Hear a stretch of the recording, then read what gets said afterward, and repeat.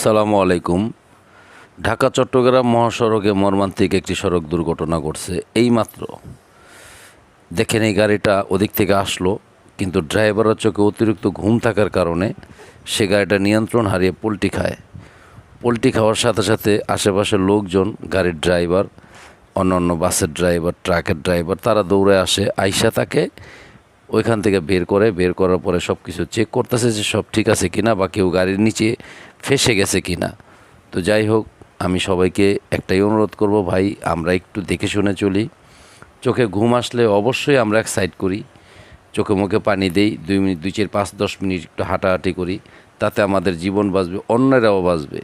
তো যাই হোক ভাই, সবাই একটু সাবধানে চলাচল করি, কারণ রাত্রে গাড়ি চালাইতে গেলে ভাই অবশ্যই চোখে ঘুম আসবে, এইটাই স্বাভাবিক। তো ঘুমকে তো আর আটকানো যাবে না, আটকাতে হলেও আমাদের একটু রিল্যাক্স থাকতে হবে। সবাই ভালো থাকবে।